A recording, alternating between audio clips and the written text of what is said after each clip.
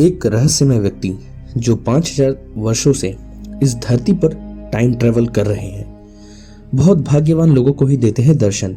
लोग रजनीकांत के फैन होते हैं और रजनीकांत बाबा के फैन हैं। आखिर कौन है ये संत जो मुर्दों में भी जान फूंक देते हैं? बड़े आश्चर्य की बात है ना, लेकिन यही सच है। कभी कुंभ के मेले में तो कभी हिमालय की पहाड़ियों पर, कभी किसी लाचार बेबस की सहायता करते हुए तो कभी क्रिया योग करते हुए दिखाई देते हैं महाअवतार बाबा जी। आज आपको क्रिया योग के गुरु भगवान कृष्ण के अवतार माने जाने वाले महाअवतार बाबा के बारे में आपको जानकारी देंगे। आखिर आपको भी पता होना चाहिए कि सनातन संस्कृति अपने आप में कितनी महान है, जो इस प्रकार के दिव्य साधु संतों को अपने आप में समाहित कर रखी है।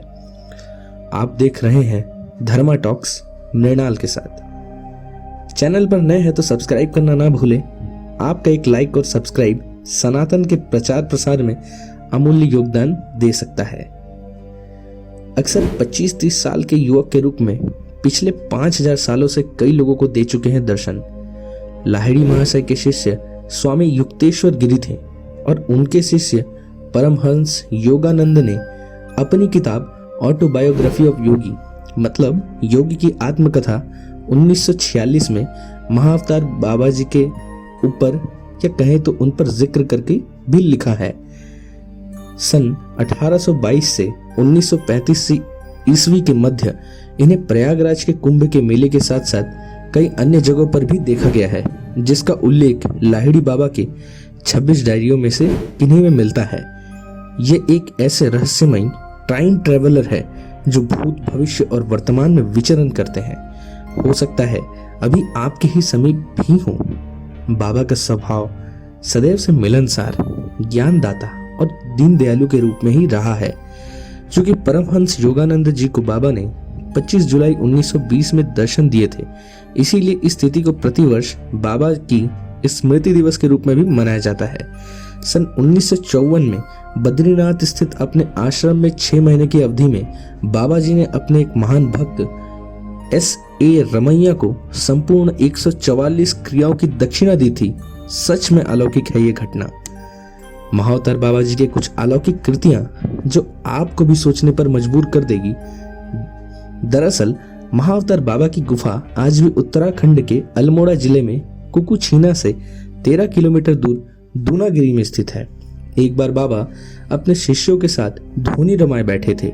तभी बाबा के मन में क्या विचार आया। बाबा ने जलते हुए एक लकड़ी को लेकर अपने शिष्य की पीठ पर दे मारा। बाबा के इस कृत्य का विरोध बाकी सभी शिष्यों के द्वारा किया जाने पर बाबा ने बताया कि ऐसा करके उन्होंने आज और इसी वक्त काल को, इसके अकाल मृत्यु को टाल दिया। मतलब उस शिष्य के अकाल मृत्यु को बाबा ने कुछ ही क्षणों में टाल दिया। एक बार एक शिष्य दीक्षा के लिए आया और बाबा ने उसे बुरी तरह दुत्कार दिया। अंततः उसने पहाड़ी से कूदकर प्राण त्याग देने का विचार किया और बाबा ने उसे प्रोत्साहन देते हुए कहा, जाकर कूदकर मत जाओ। और वो कूद गया। बाबा ने अपने बाकी शिष्यों से उसके मृत खंडित शरीर को वापस लाने को कहा और उसके उपरांत बाबा ने अपना हाथ फेरा और क्षण भर में वो पुनः जीवित हो गया। और बाबा ने उससे जो कहा वो सुनकर आप भी हैरान हो जाओगे। बाबा कहते हैं, अब तुम हमारी टोली के सदस्य हो, तुम परीक्षा में उत्तीर्ण हो चुके हो। तो ऐसे थे महाअवतार बाबा जी। आज भी इनकी मान्यता पूरे विश्व भर में है। एक सच्चे मन से मांगी हुई इच्छा बाबा के दरबार पर जरूर पूरी होती है, ऐसा लोग कहते हैं।